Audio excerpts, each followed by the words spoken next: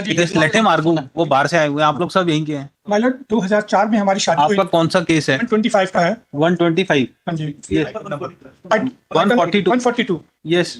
My Lord 2004 में हमारी शादी हुई थी और 2008 में हमने अपोजिट पार्टी के लिए एक बड़ी प्रॉपर्टी खरीदी 2700 स्क्वायर फीट की लखनऊ में लोन लेकर, और उसके बाद 2011 में फिर एक उनके नाम पे 1130 वर्ग फुट की एक और प्रॉपर्टी खरीदी। यस। और उसके बाद 2013 में ये एक प्रॉपर्टी बेच के चली गई, और वहां जाने के बाद 2014 में फिर वापस आई, और 2014 में फिर ये एक हमने एक प्रॉपर्टी जो हमारे नाम पे प्रॉपर्टी थी उसको मैंने उसका बयाना किया था, उसके पैसे लेके फिर ये भाग गई और चली गई और मेरे ऊपर केस कर दिए। मैंने आप क्या चाहते हैं इस केस में? इसमें माय लॉर्ड सिर्फ एक पैरा सुन लीजिए प्लीज, एक पैरा पेज नंबर 20 है। पहले आप बताइए आप कौन सा ऑर्डर चैलेंज कर रहे हैं? माय लॉर्ड मैं स्टे के लिए इस वक्त ज्यादा आया हूँ। ठीक है ना, तो आप स्टे किस पे मांग रहे हैं? कौन से ऑर्डर पे स्टे चाहिए? जो लोअर कोर्ट में जो इन्होंने एग्जीक्यूशन लगाया 125 पे, तो उस पे हम ये माय लॉर्ड में ये एक सेकंड माय लॉर्ड ये वहाँ की सर्टिफाइड कॉपी है, इसमें मैं 25 तारीख तक मैं अपेयर था, सिर्फ एक डेट में मैं नहीं गया हूँ 25/4 को, और उन्होंने जो 25/4 को मेरे खिलाफ गिरफ्तारी वारंट इशू कर दिया। Issue notice to respondents on payment of PF within 7 days। पहले नोटिस हुआ है? नहीं, नोटिस पे प्लीज माय लॉर्ड इस पे स्टे दिया था जिससे कि मैं कम से कम फुल स्टॉप।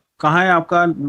आइए मैंने लगाया था माय लॉर्ड, और 30 लाख माय लॉर्ड जो प्रॉपर्टी मैंने इनके नाम खरीदी थी बैंक में, आपका वारंट कब हुआ है? ये 25/4 को हुआ है, क्योंकि मैं वहां पर भी इन पर्सन पे हूँ, इसलिए मैं ऑर्डर शीट की कॉपी नहीं निकलवा पा रहा हूँ वहां से। Where is order 25/4? अच्छा, आपके पास नहीं है? मेरे पास नहीं, 25/3 तक तो मैं अपेयर था। Petitioner appearing in person submitted that only on one date he did not appear before the trial court and arrest warrants has been issued. It is further submitted that some amount is due for payment to respondent by on account of or maintenance. Full stop. It is submitted that due to arrest warrant applicant is unable to appear in courts as he may be arrested. Full stop. It is submitted that he had already paid. आपने उनको पहले भी पैसा दिया है क्या? Lower court में देते आए थे और अभी इसमें जितना पैसा दिया वो दिया है। It is submitted that applicant is paying some amount of money to his wife for her maintenance. Full stop. It is submitted. कितना बकाया है आपके ऊपर? बकाया करीब 2 लाख रुपए है। तो आप कितना जमा कराएंगे? माय लॉर्ड मेरे पास इस वक्त कोई पैसा नहीं है, 30 लाख रुपए बैंक में पड़ा हुआ है, जो मैंने उनके नाम प्रॉपर्टी खरीदी थी उसको बैंक ने नीलाम कर दिया है। 30 लाख रुपए बैंक में पड़ा हुआ है जो मेरा ही कमाया हुआ है, जो पेपर इसमें लगे माय लॉर्ड सबसे आखिरी में लगे हैं। तो कुछ तो आपको जमा करना पड़ेगा। माय लॉर्ड मेरे पास इस वक्त बिल्कुल पैसा नहीं है, और मैं LLB की पढ़ाई कर रहा हूँ। कल मेरा पेपर है, कल भी मैं 3 तारीख को भी पेपर दे के आऊँ, कल फिर मेरा 5 को फिर मेरा पेपर है, और मैंने जो किस्त है ये मैंने गुरुद्वारे से लोन लेके मैंने किस्त जमा करी है, फीस जमा करी माय लॉर्ड। मैं इस वक्त मैं बहुत परेशान हूँ माय लॉर्ड, मेरा सारा कारोबार बंद हो चुका है, मशीनें नीलाम हो चुकी हैं। ये आपकी वाइफ क्या करती हैं? ये मेरा पैसा बहुत सारा लूट के लेके आ गई वहां से, और पैसे वो उसी पैसे पे रहे जो उनके फादर यहाँ पे रह रहे हैं, उनको पेंशन मिलती है। ये बैंक में माय लॉर्ड इसमें लगा हुआ 30 लाख रुपए मेरा पड़ा हुआ है हमारा, वो जो बैंक ने। तो अभी आपकी बात कैसे मानेंगे? क्या चीज? इसमें पेपर लगे माय लॉर्ड बैंक। बताइए कौन से बैंक पेपर? हाँ जी, कौन से पेपर लगे? पेज नंबर है 308 to 309 3010 तक। 3010 में सॉरी ये 309 में देख लीजिए, इसमें लिखा हुआ है नीचे। ये 30 लाख रुपए ये लोन उनके नाम की प्रॉपर्टी थी, मैंने 2011 से लेकर 2019 तक। ये तो आपके लिखित तर्क हैं। कौन सा पेज पे आप बता रहे हैं? 308 से 309 310 308। हाँ जी 308। ये बैंक के पेपर है जो मैंने बैंक में। अनेक्सर बताइए।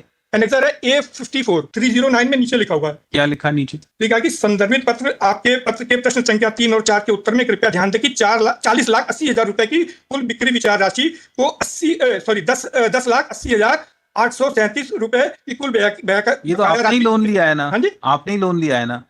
माय लॉर्ड ये मैंने वाइफ के नाम प्रॉपर्टी खरीदी थी, भले खरीदी लोन था, उस पे लोन था। आपने ही तो लोन लिया है ना? लोन दोनों के नाम पे था, उनके अरे आपने ही लोन लिया है, तो आपकी वाइफ की प्रॉपर्टी पे आपने ही लोन लिया है, तो वो तो भरना तो पड़ेगा ही आपको बैंक को। हमने भरा है हमारे ऊपर 2014 में एक मिनट माय लॉर्ड, आप कह रहे हैं कि आपकी वाइफ जो है आपकी प्रॉपर्टी बेच के चली गई है, उससे उसको पैसा मिला है। कहाँ है उसका डॉक्यूमेंट? लगे हुए माय लॉर्ड। तो बताइए ना कहाँ है। एक सेकंड। और कोर्ट में क्रॉस में उन्होंने कहा, वकील लगा लीजिए माय लॉर्ड प्लीज। कोर्ट में उन्होंने क्रॉस में कहा कि उनकी प्रॉपर्टी को मैंने बेचा, वो आप डॉक्यूमेंट बताइए ना, कहाँ है आपकी वाइफ ने आपकी प्रॉपर्टी बेची है? नहीं, उन्होंने खुद अपनी प्रॉपर्टी को बेच के गई हैं वो। हाँ, तो अपनी प्रॉपर्टी तो बेच ही सकती है वो अपनी। हाँ, और कोर्ट में कहा कि उनकी प्रॉपर्टी को मैंने बेचा है, ये क्रॉस में कहा उन्होंने, इसमें लगे डॉक्यूमेंट। तो उससे उनका राइट थोड़ी ना खत्म हो जाएगा मेंटेनेंस का?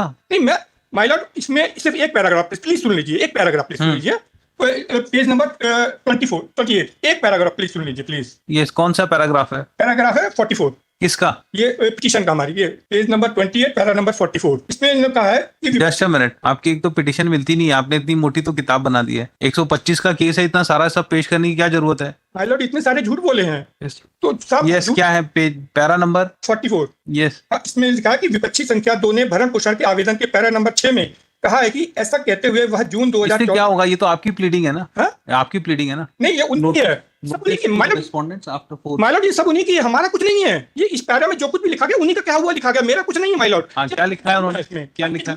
माइलॉर्ड क्या लिखा है? वही तो मतलब इसमें कह रही है कि जून 2014 में आवेदक क्रमांक 1 को उसके बच्चों सहित हाथ पकड़ के घर से निकाल दिया, जहां वह लखनऊ गुरुद्वारा अपनी मां के पास आ गई। यानी यहाँ पे कह रही है कि जब उसको घर से निकाला गया तो उसकी मां गुरुद्वारे में थी। तो इसका मेंटेनेंस से क्या लेने देना? आप तो मेंटेनेंस से बताइए। बोल के कहीं वो अपनी मर्जी से गई है और मेरे जो अपनी ये मर्जी सब ट्रायल में देखा जाएगा। ट्रायल हो चुका है माइलॉर्ड, तभी तो हम आए आपके पास। ट्रायल कहाँ हुआ? अभी तो ऑर्डर हो आपको गया है। अभी तो वारंट हुआ है ना आपको। नहीं ट्रायल तो आप उसमें चैलेंज करिए, ट्रायल में, इसमें नहीं देखेंगे। Execution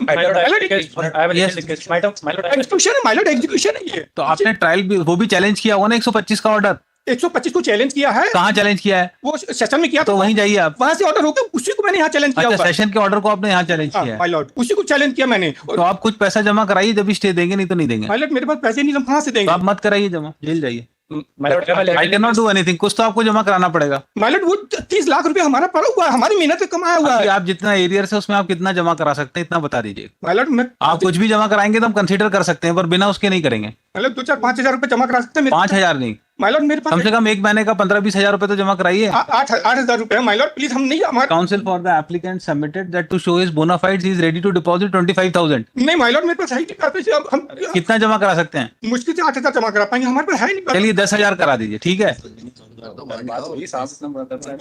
He is ready to deposit rupees 10,000 to show his bona fides. 1 month कर दीजिए प्लीज, समय दे दीजिए हमें 1 मंथ ये आपका 1 लाख का तो है, उसमें भी हम इतना कम बोल रहे हैं जमा कराने को। मेरे पास पैसे भी तो होने चाहिए। Within period of 15 days.